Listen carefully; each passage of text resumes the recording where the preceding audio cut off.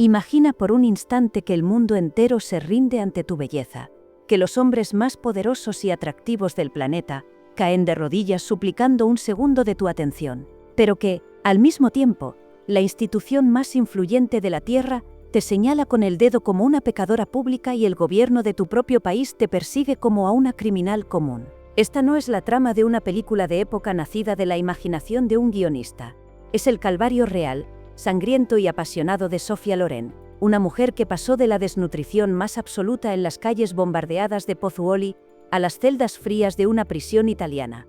Todo por un amor que desafió al Vaticano, a las leyes de la bigamia y a la moral de una sociedad hipócrita que no perdonaba la felicidad ajena. Prepárate para sumergirte en una odisea de medio siglo donde el glamour de la era dorada de Hollywood se tiñe de escándalos financieros, abortos desgarradores, colecciones de arte incautadas por la policía y un triángulo amoroso con el legendario Cary Grant, que estuvo a punto de cambiar el rumbo de la historia para siempre. Esta es la crónica de una guerra de desgaste contra el destino. La historia de cómo una niña a la que llamaban despectivamente palillo de dientes se convirtió en la volcánica Sophia Loren y decidió ser una paria en su propia tierra antes que renunciar al hombre que la sacó del hambre. Si creías que conocías a la diva, quédate hasta el final, porque lo que estás a punto de descubrir sobre su vida detrás de las cámaras, sus miedos más profundos y sus batallas legales te dejará sin aliento y cambiará para siempre tu forma de ver a las estrellas de cine. Todo comenzó en una Roma que todavía intentaba sacudirse el polvo y los escombros de la Segunda Guerra Mundial. Una ciudad que despertaba entre el humo de los viejos tranvías, el rugido de las primeras motocicletas y una esperanza renacida tras los años de oscuridad fascista. Corría el año 1950, cuando una joven de apenas 15 años, marcada por la falta de comida y el miedo constante de los bombardeos en su Pozzuoli natal, llegó a la capital italiana con poco más que un nombre artístico incipiente, Sofía Lazzaro, y una maleta llena de sueños ajenos. Su madre, Romilda Villani, era una mujer hermosa que proyectaba en su hija la belleza de Greta Garbo, que ella misma no pudo explotar debido a las sospechas y las restricciones de su familia hacia el mundo de Hollywood. Aquella madre veía en la hija su propia redención, la oportunidad de escapar de la miseria que las había perseguido desde siempre. Sofía, en aquel entonces, era una niña que había tenido que crecer demasiado rápido. Era una figura alta, extremadamente delgada y escuálida a la que sus vecinos en el sur llamaban con desprecio palillo de dientes. Sin embargo, bajo la luz adecuada y con la mirada correcta, esa fragilidad empezaba a revelar una sensualidad volcánica, una fuerza de la naturaleza que definiría toda una era del cine mundial. No tenía ropa elegante, no tenía dinero para maquillajes costosos, pero tenía una presencia que obligaba a todos a detenerse. Su llegada a Roma no fue un camino de rosas, fue una lucha diaria por encontrar un lugar donde dormir, y algo que llevarse a la boca, mientras su madre la empujaba de casting en casting, convencida de que su hija era una reina sin corona. El escenario del primer encuentro que cambiaría el curso de la historia fue el certamen de belleza Miss Roma en el año 1950. Sofía no tenía ninguna intención de competir en aquel concurso, ella simplemente asistía como una espectadora más junto a unos amigos en la primera fila, disfrutando del espectáculo. Pero su magnetismo era tan abrumador que uno de los jueces, un hombre de 37 años, de aspecto serio, algo desaliñado y con una apariencia que recordaba más a un burócrata milanés que a un magnate del cine, se quedó paralizado al verla. Aquel hombre se acercó a ella en medio del evento para instarla a entrar en el concurso en el último minuto, convencido de que no podía dejar que esa belleza pasara desapercibida. Ese hombre era Carlo Ponti, un abogado convertido en productor que ya acumulaba éxitos considerables en la industria. Aunque Sofía no ganó el título principal de Miss Roma, porque el jurado de la época la consideró demasiado provocativa, demasiado salvaje y fuera de los estándares tradicionales, se llevó el premio de Miss Elegancia. Pero lo que realmente ganó aquella noche fue la atención total y absoluta de Ponti. Él no solo vio una cara bonita, vio un imperio. Lo que comenzó como una relación estrictamente profesional de mentor y protegida pronto, se transformó en algo mucho más profundo, mucho más íntimo y, sobre todo, mucho más peligroso para ambos. Ponti asumió el control total de la vida de la joven. Le enseñaba modales, la obligaba a leer libros de arte para cultivar su intelecto, la llevaba a museos y le pedía, casi por exigencia, que perdiera su marcado y rudo acento napolitano. Estaba esculpiendo a una diosa. En este proceso, la transformó de la humilde Sofia Cicolone en la marca internacional conocida como Sofia Loren. Para la joven, Carlo no era solo el hombre que le abría las puertas del éxito, era la figura paterna que nunca había tenido. Su propio padre, un noble de menor rango que nunca quiso casarse con su madre, las había abandonado en la pobreza extrema, negándole incluso su apoyo emocional y financiero durante los años más duros del hambre. Sin embargo, la complicación fundamental de este idilio que empezaba a florecer era que Carlo Ponti no era un hombre libre ante los ojos de la ley ni de la religión. En el año 1946 se había casado con Giuliana Fiastri, con quien ya tenía 2 hijos, Gwendalina y Alex. En la Italia de los años 50, el peso del concordato entre el Estado y el Vaticano hacía que el divorcio fuera algo ilegal y virtualmente inexistente.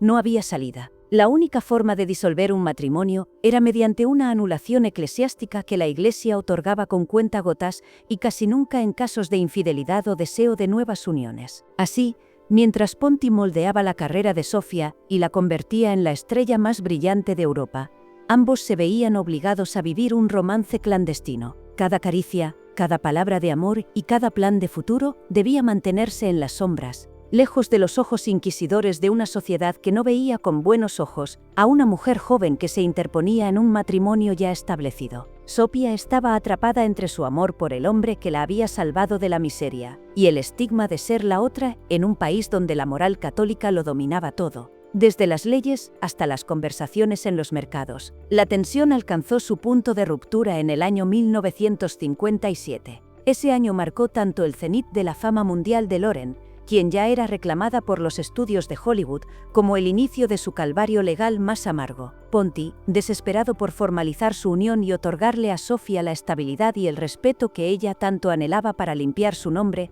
decidió realizar una maniobra legal extremadamente arriesgada. Obtuvo un divorcio en México de su primera esposa, y el 17 de septiembre de aquel mismo año, se casó con Sofia por poderes en la ciudad de Juárez.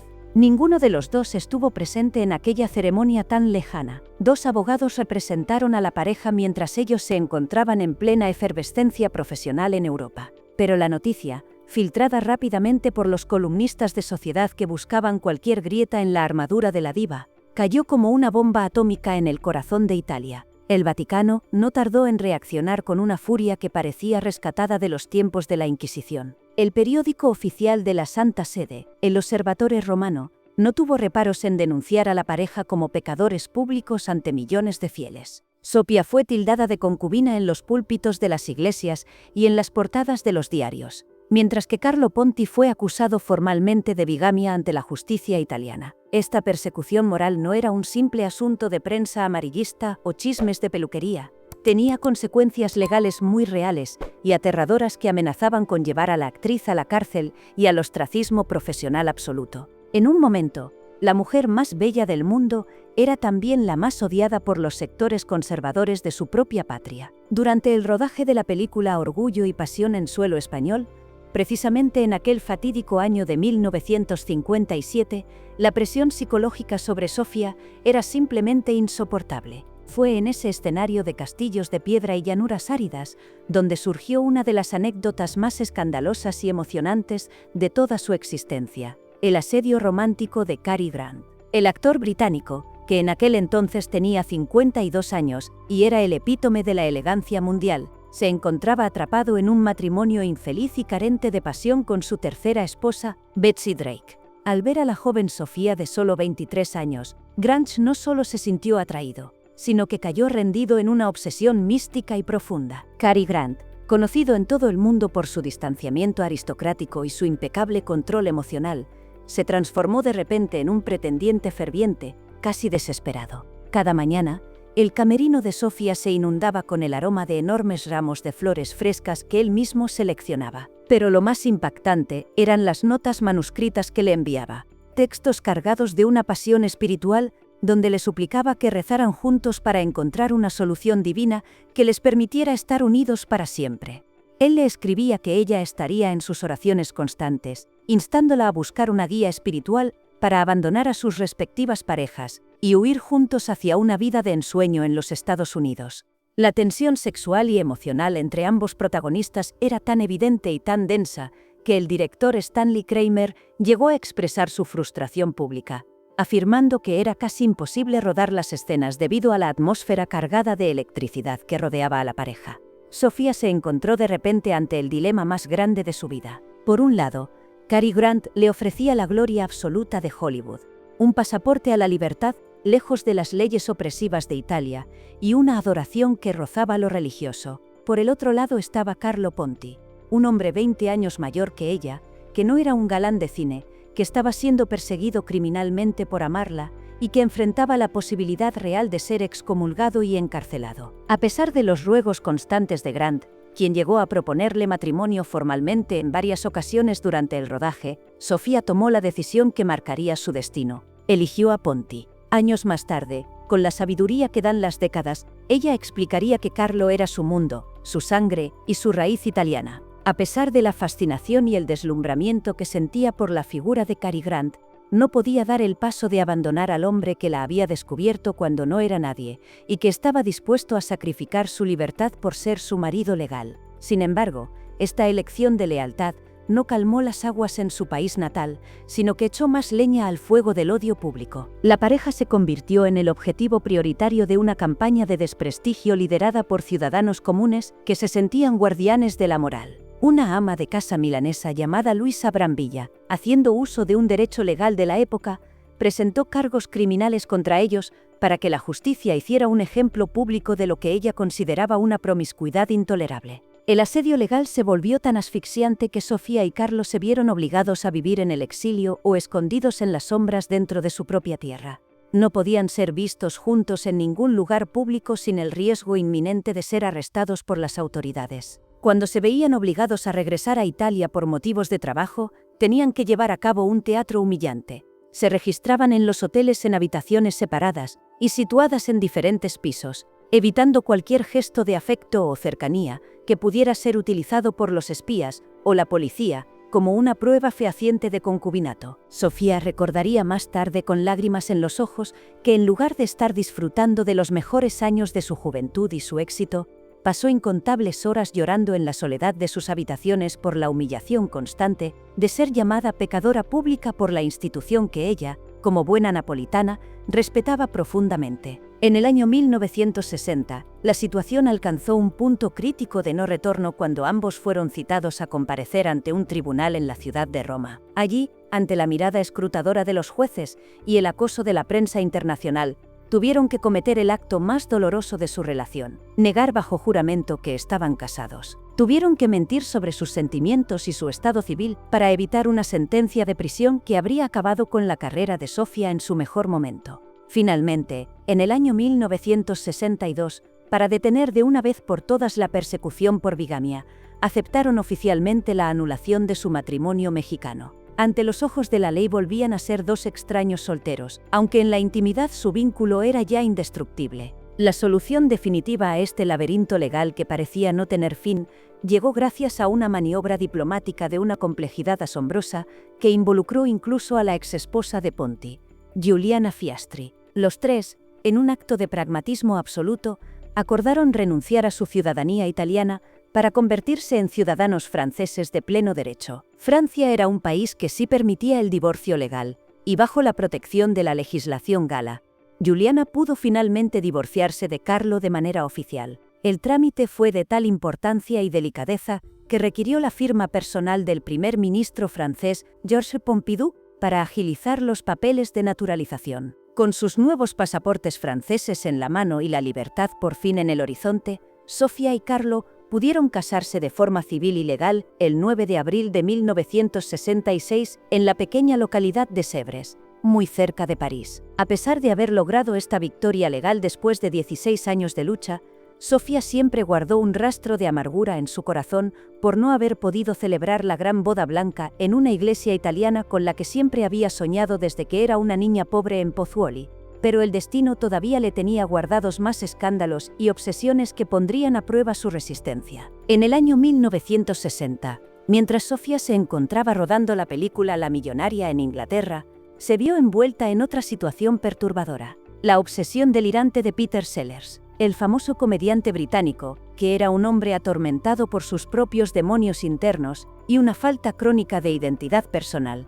Se enamoró de ella de una manera que rozaba la locura. Sellers llegó al extremo de destruir su propio matrimonio con Anne Hathaway, gritando a los cuatro vientos que Sophia Loren era el único amor de su vida y que estaba destinado a estar con ella, a pesar de que la actriz italiana nunca le dio ni la más mínima señal de que el sentimiento fuera correspondido. Las fotografías de aquella época muestran a un Peter Sellers absorto, con la mirada perdida en la diva, mientras que Sophia mantenía una compostura profesional impecable, que paradójicamente solo servía para alimentar más el fuego de la locura del actor. Sellers llegó a extremos bizarros, intentando que su siguiente esposa, Britt Ekland, se pareciera físicamente a Sophia, obligándola a usar pelucas de color negro azabache y criticándola constantemente por no tener la gracia o el talento de la diosa italiana. Esta infatuación unilateral dejó una huella de amargura y arrepentimiento en la vida de Sellers, quien poco antes de morir admitió que su comportamiento obsesivo fue uno de los errores más grandes de su existencia. Mientras Sophia lidiaba con estos hombres poderosos y perturbados que querían poseerla, en su vida privada, libraba junto a Carlo la batalla más silenciosa y dolorosa de todas, el deseo ferviente de ser madre. Para una mujer de sus raíces, la maternidad no era un complemento, sino el pilar fundamental de su identidad femenina. Sin embargo, la naturaleza parecía negarle ese don. Sophia sufrió una serie de tragedias personales devastadoras, incluyendo 4 abortos espontáneos que la dejaron emocionalmente destruida y con la sensación constante de que algo en su cuerpo no funcionaba correctamente. Cada pérdida era un luto nacional en su corazón, un dolor que ninguna joya de Cartier ni ningún premio de la Academia podía consolar. Fue necesario buscar la ayuda del más renombrado especialista del mundo, el ginecólogo suizo Hubert de Watteville, para que Sophia pudiera finalmente cumplir su sueño. Durante la gestación de su primer hijo, la estrella más grande del cine mundial se sometió a un régimen de reclusión que parecía sacado de un convento medieval. Pasó meses enteros en reposo absoluto en una habitación de hotel en Ginebra, sin levantarse de la cama, sin ver la luz del sol más que a través de las cortinas, todo para evitar el más mínimo riesgo de una nueva pérdida. Para poder llegar al hospital el día del parto, sin ser devorada por los cientos de paparazzi que acampaban en la puerta, tuvo que ser sacada del hotel de manera clandestina, escondida en una furgoneta de lavandería entre sábanas sucias. El nacimiento de su hijo Carlo Jr. en el año 1968 y el de su segundo hijo Edoardo en el año 1973 fueron celebrados por la pareja como auténticos milagros divinos. No obstante, la sombra de la controversia y la tragedia nunca se alejaba demasiado de su puerta. En la década de los años 70, cuando por fin parecían haber encontrado la paz familiar, se vieron envueltos en un escándalo financiero de dimensiones épicas que sacudió los cimientos de la alta sociedad europea. Carlo Ponti fue acusado por el gobierno italiano de transferir ilegalmente capitales inmensos y obras de arte de valor incalculable fuera de las fronteras del país. La justicia italiana, que parecía tener una cuenta pendiente personal con la pareja, persiguió estos cargos con una tenacidad feroz y casi vengativa. Como resultado directo de este proceso, la vasta y legendaria colección de arte que habían acumulado durante años fue confiscada por las autoridades. Piezas maestras de Picasso, Braque y Dalí, junto con una serie inigualable de 10 obras del perturbador Francis Bacon, fueron arrancadas de las paredes de sus mansiones. Carlo Ponti fue condenado en ausencia en el año 1979 a cumplir 4 años de prisión y a pagar una multa astronómica de 22.000 millones de liras. Una de las cifras más altas jamás impuestas a un ciudadano en la historia de Italia. Sophia fue absuelta de los cargos específicos de contrabando, pero la situación obligó a la pareja a vivir de manera permanente en el exilio entre Francia y Suiza, para evitar que Carlo fuera detenido en cuanto pusiera un pie en suelo italiano. No fue sino hasta el año 1990, cuando Ponti fue finalmente exonerado de todos los cargos y pudo recuperar las 230 pinturas confiscadas que habían permanecido durante más de una década en los sótanos de museos estatales como la Pinacoteca di Brera. Pero antes de llegar a esa redención, Sophia tendría que enfrentar su hora más amarga: la cárcel. En el año 1982, la actriz se vio obligada a enfrentar una condena de prisión efectiva por una supuesta evasión de impuestos relacionada con sus ingresos del año 1974. Las autoridades fiscales afirmaban que había declarado mucho menos de lo que realmente había ganado, una acusación que ella siempre negó con vehemencia, atribuyendo el problema a un error administrativo de su asesor fiscal que ya había fallecido. En un gesto de audacia, cansancio y orgullo herido, Sofía tomó una decisión que dejó al mundo boquiabierto. Decidió regresar voluntariamente a Italia para entregarse y cumplir su condena de 30 días en la prisión de mujeres de Caserta. Su entrada en el centro penitenciario fue tratada por la prensa mundial como si se tratara de la alfombra roja de los premios Oscar. El coche oficial que la transportaba hacia la prisión fue literalmente cubierto de ramos de flores lanzados por miles de fans que lloraban desconsoladamente y gritaban su nombre como si fuera una santa martirizada. Durante los 17 días que pasó tras las rejas, antes de ser liberada por buen comportamiento, su celda estuvo constantemente llena de flores frescas y miles de cartas de apoyo que llegaban desde todos los rincones del planeta. Aquel encarcelamiento fue una herida profunda y dolorosa en su relación con su patria, una cicatriz que tardaría más de 30 años en cerrarse del todo. Esta herida abierta por la justicia italiana no fue solo un asunto de números y leyes, sino un golpe directo al corazón de una mujer que, a pesar de su fama mundial, seguía siendo en esencia aquella niña vulnerable de Pozzuoli que buscaba desesperadamente la aprobación de los suyos. El capítulo de la cárcel en Caserta marcó un antes y un después en su percepción de la gloria. Mientras cumplía su condena, rodeada de reclusas que la miraban con una mezcla de adoración y asombro, Sofía comprendió que el precio de ser un icono era pagar por los pecados de una nación que la amaba y la odiaba con la misma intensidad. Sin embargo, el escándalo no se limitaba a sus finanzas o a su cama. La controversia corría por las venas de su propia familia de una manera que pocos se atreverían a imaginar. Su hermana menor, Anna Maria Villani Siccolone, una mujer que siempre había vivido a la sombra del brillo volcánico de Sofía, protagonizó su propio terremoto mediático al casarse en el año 1962 con Romano Mussolini. Sí, has escuchado bien. El cuñado de la diva más grande del cine italiano era el hijo menor del dictador Benito Mussolini. Este vínculo familiar unió de forma definitiva el apellido de los Loren con una de las dinastías más polémicas y oscuras de la historia política del siglo XX. De esa unión nació Alessandra Mussolini, sobrina carnal de Sofía, quien años más tarde se convertiría en una figura prominente de la política neofascista en Italia, manteniendo el nombre de la familia en el ojo del huracán de la opinión pública nacional. Imagina las cenas familiares en las mansiones de los Ponti, donde se mezclaban los contratos millonarios de Hollywood con los ecos de un pasado fascista que Italia intentaba olvidar desesperadamente. Sofía, siempre diplomática y protectora de los suyos, navegaba por estas aguas turbulentas con una elegancia que rozaba lo heroico. Mientras tanto, seguía acumulando una fortuna que no solo consistía en dinero, sino en un patrimonio cultural sin igual. Su obsesión por las obras de Francis Bacon no era casualidad. Aquellos lienzos que mostraban figuras humanas retorcidas y rostros desfigurados por la angustia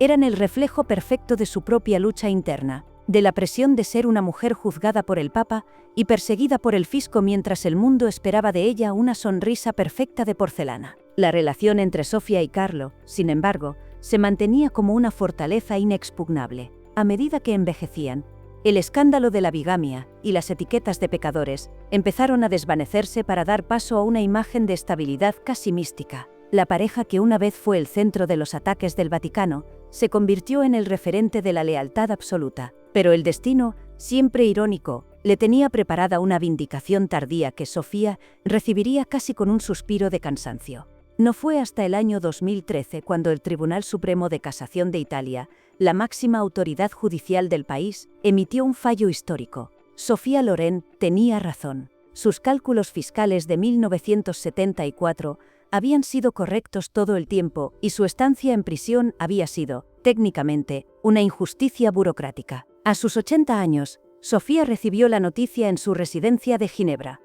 Fue una victoria agridulce. Carlo ya no estaba a su lado para ver cómo el nombre de su esposa quedaba finalmente limpio de toda sospecha. La justicia italiana había tardado casi 4 décadas en admitir su error. Un tiempo en el que la actriz tuvo que cargar con el estigma de ser una delincuente fiscal ante los ojos de las nuevas generaciones. Esta resolución tardía sirve como un epílogo cargado de melancolía a una vida donde cada triunfo profesional venía acompañado de una batalla legal agotadora. La colección de arte que una vez fue confiscada y marcada por el escándalo, se convirtió tras la muerte de Carlo en un símbolo de su triunfo final sobre el sistema. Algunas de esas piezas, como el estudio para retrato número 2 de Bacon, alcanzaron precios que superaban los $30 millones, demostrando que su gusto estético era tan visionario como su carrera. La vejez de Sofía Loren ha sido un ejercicio de dignidad y silencio. Tras la muerte de su amado Carlo, el 10 de enero del año 2007, la diva se retiró a una soledad elegante, rodeada de los recuerdos de una odisea que duró más de medio siglo. Nunca hubo otro hombre, nunca hubo otro escándalo de alcoba. Su viudez es el testimonio final de aquel amor prohibido que comenzó en un certamen de belleza cuando ella era casi una niña. Sus hijos, Carlo Jr. y Eduardo, se convirtieron en hombres de éxito en la música y el cine, alejados de las turbulencias legales que marcaron la juventud de sus padres, pero llevando siempre con orgullo el legado de una pareja que prefirió ser paria antes que renunciar a su verdad. Mirando hacia atrás, la historia de Sofía es la de una resistencia feroz. Es la historia de la mujer que aprendió a hablar inglés bajo la tutela de Cary Grant mientras su corazón pertenecía a un productor bajo fianza. Es la crónica de una transformación física y moral, que cambió para siempre la percepción del divorcio y la familia en una Europa que se resistía a modernizarse. Al final del día, Sofía Loren no solo nos deja sus películas inmortales, sino una lección sobre el precio de la autenticidad en un mundo que prefiere las mentiras cómodas. Ella fue la pecadora que resultó ser inocente, la concubina que resultó ser la esposa más fiel, y la prisionera que siempre fue libre en su corazón. Su vida es un recordatorio de que, incluso bajo el brillo más cegador de los focos de Hollywood, la realidad puede ser más cruda, más dramática y mucho más emocionante que cualquier guión escrito por el hombre. Desde las calles llenas de barro de Pozzuoli hasta las alfombras rojas de Cannes y las celdas de Caserta, Sofía Loren recorrió un camino que ninguna otra estrella se atrevió a pisar. Hoy, su leyenda sigue viva, no solo por su belleza volcánica, sino por la valentía de haber amado contra viento y marea, contra leyes y religiones, demostrando que al final, el amor verdadero es la única ley que realmente importa. Muchas gracias por acompañarnos en este extenso y apasionante recorrido por las luces más brillantes y las sombras más oscuras de la vida de la gran Sofía Loren. Si te ha conmovido esta historia de lucha, pasión y redención que desafió a todo un sistema, no olvides suscribirte ahora mismo a nuestro canal de YouTube Cotilleos de los Famosos para seguir descubriendo los secretos mejor guardados de las estrellas que marcaron una época. Tu apoyo es fundamental para que podamos seguir trayéndote estas crónicas épicas de la vida real. Gracias de todo corazón por llegar hasta el final de este relato. Ahora aparecerán en tu pantalla más videos increíbles de nuestro canal que te aseguro que te van a atrapar desde el primer segundo.